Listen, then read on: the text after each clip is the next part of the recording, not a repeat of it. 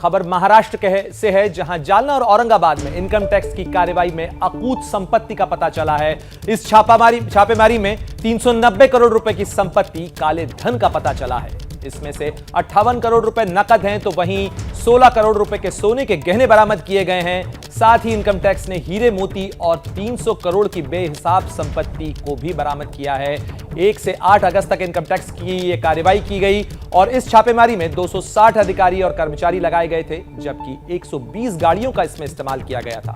औरंगाबाद में एक बिल्डर और जालना में स्टील प्रोडक्शन फैक्ट्री पर यह कार्रवाई की गई, यह छापेमारी हुई और तस्वीरों में आप देख सकते हैं किस तरीके से नोटों का अंबार बरामद किया गया है।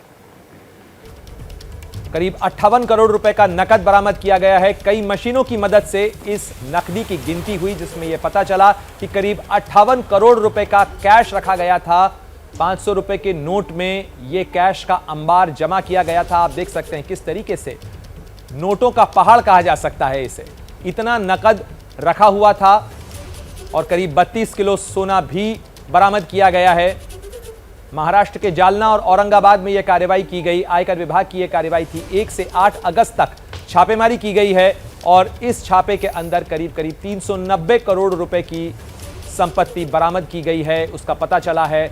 और इसमें करीब 58 करोड़ रुपए तो नकद में ही जमा किए गए हैं, ये बरामद किए गए हैं। इसके साथ ही सोना चांदी जवाहरात भी बरामद किए गए हैं और ये सब इनकम टैक्स की कार्रवाई में सामने आया है। और इनकम टैक्स की यह कार्रवाई एक स्टील प्रोडक्शन फैक्ट्री और एक कारोबारी के खिलाफ की गई थी, जिसके अंदर ये संपत्ति का पता चला है।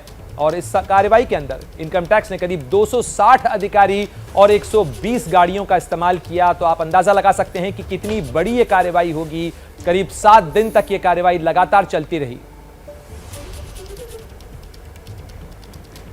और इस खबर पर ज्यादा जानकारी के लिए हम रुख करेंगे हमारे सहयोगी मृत्युंजय कुमार सिंह हमारे साथ जुड़ गए हैं। मृत्युंजय, जिस तरीके से ये नोटों का अंबार दिख रहा है, उससे तो लग रहा है कि बहुत लंबे समय से ये संपत्ति चुराकर बचाकर काला धन जमा किया गया था। जी, निश्चित तौर पर यह लंबे समय से आयकर विभाग की नज़र भी इस पर थी। और आपको बता दें कि यह कार्रवाई 1 अगस्त को शुरू की गई, लेकिन जो आकलन आयकर विभाग ने किया था, आयकर विभाग के नासिक यूनिट ने किया हुआ था, उससे बहुत ज़्यादा मात्रा में कैश और गोल्ड जब मिलने शुरू हुए तो टीमें बढ़ा दी गई और जो जांच का दायरा था उसे बढ़ा दिया गया। 1 अगस्त से लेकर 8 अगस्त तक ये रेड की गई है और इसमें 390 करोड़ रुपए की पूरी संपत्ति बरामद हुई, जिसमें से 58 करोड़ रुपए तो सिर्फ कैश है। साथ ही साथ आपको बता दें कि आयकर विभाग को कुछ और टिप मिले हुए हैं, जहाँ पर भी संभवतः रेड हो सकती है या रेड वहाँ पर टीमें पहुँची हुई हैं और वहाँ पर भी कार्रवाई हो सकती है। इतना ज़्यादा मात्रा में कैश था, इसका अंदाज़ा आयकर विभाग के अधिकारियों को नहीं था। इसीलिए पैसों को गिनने के लिए नज़दीक के एक स्टेट बैंक ऑफ इंडिया के ब्रांच में ले जाया गया। वहाँ पर जो काउंटिंग मशीनें होती है उसका इस्तेमाल किया गया और तब इस प्रकार से 58 करोड़ की काउंटिंग संभव हो पाई। इसके अलावा कई किलो सोना और डायमंड्स बरामद किए गए। इस प्रकार से अब तक की जो संपत्ति का आकलन है 390 करोड़ रुपए जब्त किए गए हैं। देखिए, 120 गाड़ियों का इस्तेमाल किया गया। नासिक की 5 यूनिट बनाई गई थी आयकर विभाग की इस पूरे कार्रवाई को अंजाम देने के लिए। और आयकर विभाग के सूत्र बताते हैं कि इस कार्रवाई की शुरुआत हुई है और भी कई लिंक मिले हुए हैं, खास करके बहुत सारे डॉक्यूमेंट्स, दस्तावेज मिले हुए हैं। ऐसे पर उन दस्तावेजों के आधार पर भी आने वाले समय में या आजकल में छापेमारी और जांच हो सकती है, जहां पर और भी संपत्ति आयकर विभाग जब्त कर सकता है। लेकिन इन तस्वीरों को जो तस्वीरें दिखा रहे हैं, जानकारी मिल पा रही है जिस बिल्डर और जिस कंपनी के खिलाफ ये कार्रवाई हुई है उनके बीच में कोई सीधा संबंध है? देखिए, अभी तक ये संबंध इस्टेब्लिश नहीं हो पाया है और आयकर विभाग के अधिकारियों ने अभी तक इस बारे में कोई ज़्यादा खुलासा नहीं किया, लेकिन इस बात की पुष्टि ज़रूर की है कि हमें आवश्यकता से अधिक बहुत ज़्यादा मात्रा में संपत्ति मिली है। कुछ बेनामी संपत्ति की बातें की जा रही हैं, कुछ जो प्रॉपर्टी डॉक्यूमेंट्स मिले हुए उसको वेरीफाई करना बाकी है और वो डॉक्यूमेंट्स किसके नाम पर है, प्रॉपर्टी किसके नाम पर है, इसकी जांच अभी सत्यता की जांच करना बाकी है। लेकिन जब जानकारी ये मिली, जिस प्रकार से कैश मिलने शुरू हुए थे, आयकर विभाग के अधिकारी ये बता रहे हैं कि उनके कान खड़े हुए, क्योंकि उनको भी इतना अंदाज़ा नहीं था। उन्हें टिप जरूर मिली हुई थी, उनके जो जांच था उनको ये ज़रूर था कि अनियमितता पाई गई इस कंपनी में, इसमें ज़रूर पैसे की हेरफेर हुई है, पैसे आयकर की चोरी हो रही है। इस आधार पर ये जाँच की गई थी, रेड की गई थी। लेकिन जब पैसे मिलने का सिलसिला शुरू हुआ तो ये ख़त्म ही नहीं हो रहा था। और देखिए, 58 करोड़ करोड़ रुपए तो सिर्फ कैश मिले हुए हैं। इसके अलावा 30 किलो से अधिक के सोने और डायमंड मिले हुए हैं। तो इससे अनुमान लगाइए कि कितना बड़ा व्यापक तरीके से पैसे की चोरी हो रही थी, टैक्स की चोरी हो रही थी।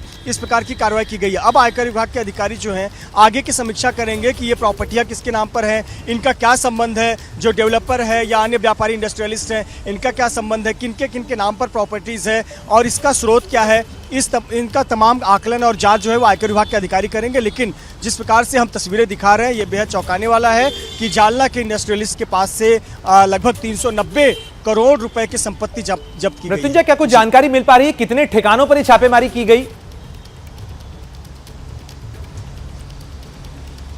जी बिल्कुल, देखिए 1 अगस्त को ये छापेमारी की गई थी। नासिक यूनिट जो आयकर विभाग की टीम है उन्होंने 5 टीमें तैयार की और इन्होंने जालना और आसपास के इलाकों में दर्जन भर जगह 12 से अधिक जगहों पर छापेमारी की थी। इसमें कुछ दफ्तर थे, कुछ घर थे, कुछ ऐसी जगह थे जिसे गोडाउन बताया गया था। इन जगहों पर छापेमारी की गई और जब शुरुआत के ही दिनों में जब कैश मिले शुरू हुए तो यह आंकड़ा जो है वो बढ़ते ही जा रहा था और इसके बाद जो सर्च रेट का दायरा है वो उसे बढ़ा दिया गया और सर्च रेट का दायरा बढ़ाकर न केवल जालना बल्कि आसपास के जिलों के भी कुछ ठिकानों पर छापेमारी की गई। और जब छापेमारी की गई तो इसमें लगातार संपत्तियों को नकदी मिलने का सिलसिला शुरू हो गया और कुछ जगहों पर जो वेयर हाउस थे वहां पर नकदी मिले, घरों में से कैश मिले, कुछ दफ्तर में से कैश मिले और जो टिप मिलते जा रहे थे या फिर एक के बाद दूसरे जो लिंक निकलते जा रहे थे वहां जब छापेमारी की गई तो लगातार पैसे और गोल्ड मिलते जा रहे थे। इस प्रकार से जब कल पूरा जो संपत्ति है वो जमा की गई, नकदी जमा की गई तो इसके बाद में काउंटिंग की बात आई। जब काउंटिंग की बात आई तो आयकर विभाग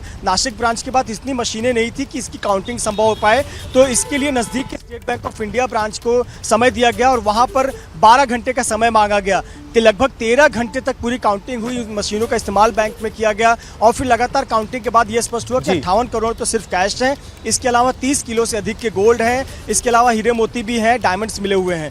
तो इस प्रकार से 390 करोड़ का आंकड़ा पार होता है। तो इस प्रकार से पूरी क्या माना जाए कि यह आंकड़ा और बढ़ सकता है, क्योंकि जिस तरीके से आप कह रहे हैं कि और भी छापे हो सकते हैं? ये जो सूत्र बता रहे हैं कि अभी ये शुरुआत है, इसका जांच का दायरा और बढ़ेगा और भी जगहों पर रेड की जा सकती है और जो संबंधित लिंक मिले हुए हैं उसे और खंगालने का काम आयकर विभाग के अधिकारी करेंगे।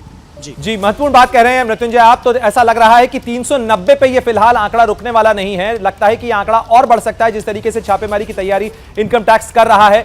जैसे ही घड़ी का काटा दोपहर 2:30 पे आए, बबीता जी का दिल सास बहू साजिश के लिए मचल जाए। और ये है इनकी बहू, पूरे दिन ऑफिस की टेंशन हो जाए गॉन जब ये करें अपना फेवरेट शो फ्री टाइम पे ऑन। इनकी तरह आप भी देखें अपना फेवरेट शो अपने टाइम पर और डाउनलोड कीजिए एबीपी लाइव ऐप अपने स्मार्ट टीवी पर।